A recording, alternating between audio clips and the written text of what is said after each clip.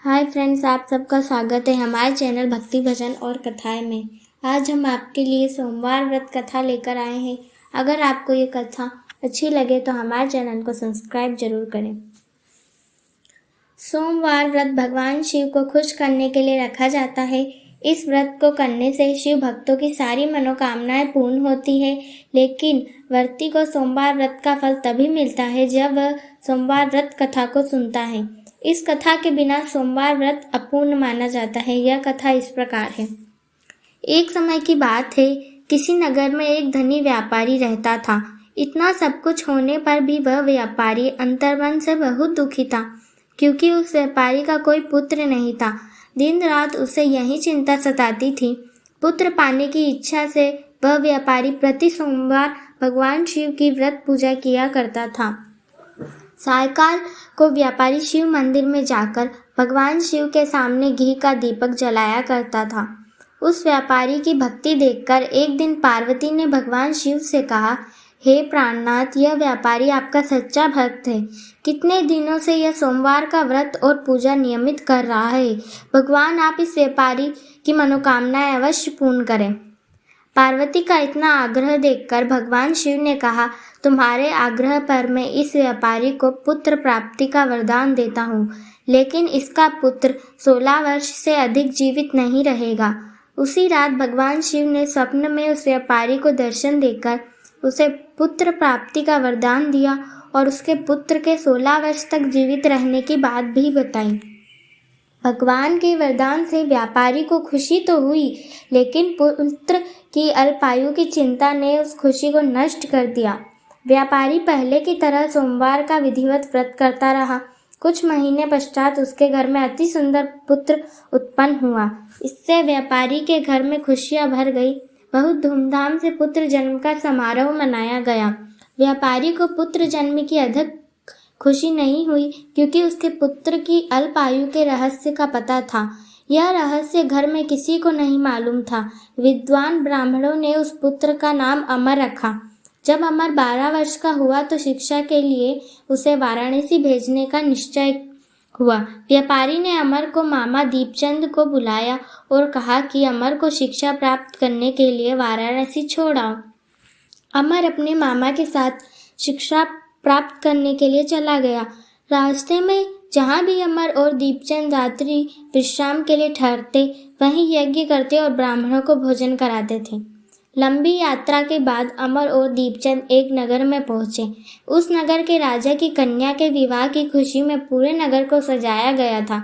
निश्चित समय पर बारात आ गई, लेकिन वर का पिता अपने बेटे के एक आंख से काने होने के कारण बहुत चिंतित था। उसे इस बात का भय सता रहा था कि राजा को इस बात का पता चलने पर कहीं वह विवाह से इनकार न कर दे, इससे उसकी बदनामी होगी। वर के पिता ने अमर को देखा तो उसके मस्तिष्क में एक विचार आया। उसने सोचा, क्यों न इस लड़के को दूल्हा बनाकर राजकुमार से विवाह करा दूं। विवाह के बाद इसको धन देकर विदा कर दूंगा और राजकुमारी को अपने नगर में ले जाऊंगा। वर के पिता ने इसी संबंध में अमर और दीपचंद से बात की। दीपचंद ने धन मिलने की लालच में वर के पिता की बात स्वीकार कर ली। अमर को दूल्हे के वस्त्र पहनाकर राजकुमारी चंद्रिका से विवाह करा दिया गया। राजा ने बहुत सा धन देकर राजकुमारी को विदा किया। अमर जब लौट रहा था तो सच नहीं छिपा सका और उसने राजकुमारी की ओढ़नी पर लिख दिया, राजकुमारी चंद्रिका, तुम्हारा विवाह तो मेरे साथ हुआ था। मैं तो वाराणसी में शिक्षा प्राप्त करने जा रहा हूँ। अब तुम्हें जिस नवयुवक की पत्नी बनना पड़ेगा वह कान्हा है। जब राजकुमारी ने अपनी ओढ़नी पर लिखा हुआ पढ़ा तो उसने काने लड़के के साथ जाने से इनकार कर दिया। राजा ने सब बातें जानकर राजकुमारी को महल में रख लिया। उधर अमर अपने मामा दीपचंद के साथ वाराणसी पहुंच गया। अमर ने गुरुकुल में पढ़ना शुरू किया। जब अमर की आयु 16 वर्ष पूरी हुई तो उसने एक यज्ञ किया। यज्ञ की समाप्ति पर ब्राह्मणों को भोजन कराया और खूब अन्न वस्त्र दान किए। रात को अमर अपने शयन कक्ष में सो गया। शिव के वरदान के अनुसार शयनावस्था में ही अमर के प्राण पखेरु उड़ गए। सूर्योदय पर मामा अमर का मृत्यु देखकर रोने पीटने लगा। आसपास के लोग भी एकत्र होकर दुख प्रकट करने लगी। मामा के रोने विलाप करने के स्वर समीप से गुजरते हुए भगवान शिव और माता पार्वती ने भी सुने।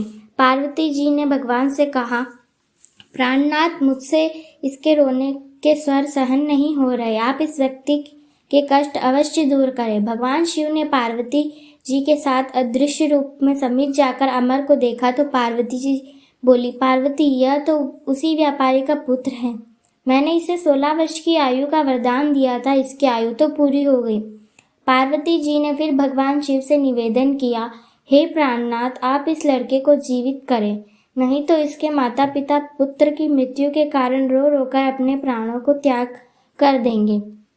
इस लड़के का पिता तो आपको परम भक्त है, वर्षों से सोमवार का व्रत करते हुए आपको भोग लगा रहा है। पार्वती के आग्रह करने पर भगवान शिव ने उस लड़के को जीवित होने का वरदान दिया और कुछ ही पल में वह जीवित होकर उठ बैठा।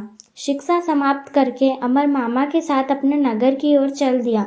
दोनों चलते हुए उसी नगर में पहुंचे जहां अमर का विवाह हुआ था। उस नगर में भी अमर ने यज्ञ का आयोजन किया। समीप से गुजरते हुए नगर के राजा ने यज्ञ का आयोजन देखा। राजा ने अमर को तुरंत पहचान लिया।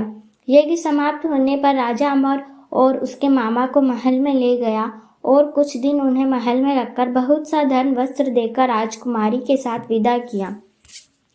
रास्ते में सुरक्षा के लिए राजा ने बहुत से सैनिकों को भी साथ भेजा। दीपचंद ने नगर में पहुंचते ही एक दूत को घर भेजकर अपने आगमन की सूचना भेजी। अपने बेटे अमर के जीवित वापस लौटने की सूचना से व्यापारी बहुत प्रसन्न हुआ। व्यापारी ने अपनी पत्नी के साथ स्वयं को एक कमरे में बंद कर रखा था। भूखे प्यासे रहकर व्यापारी और उसकी पत्नी बेटे की प्रतीक्षा कर रहे थे। उन्होंने प्रतिज्ञा कर रखी थी कि यदि उन्हें अपने बेटे की मृत्यु का समाचार मिला तो दोनों अपने प्राण त्याग देंगे। व्यापारी अपनी पत्नी और मित्रों के साथ नगर के द्वार पर पहुंचा।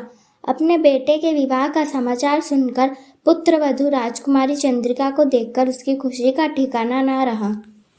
उस रात भगवान शिव ने व्यापारी के स्वप्न में आकर कहा, हे श्रेष्ठी, मैंने तेरे सोमवार के व्रत करने और व्रत कथा सुनने से प्रसन्न होकर तेरे पुत्र को लंबी आयु प्रदान की है। व्यापारी बहुत प्रसन्न हुआ। सोमवार का व्रत करने से व्यापारी के घर खुशियां लौट आई। शास्त्रों में लिखा है कि जो स्त्री पुरुष सोमवार का विधिवत व्रत करते हैं और व्रत कथा सुनते हैं, उनकी सभी इच्छाएं पूरी होती है। यहाँ पर हमारी सोमवार व्रत कथा समाप्त होती है। अगर आपको ये कथा अच्छी लगे तो हमारे चैनल को सब्सक्राइब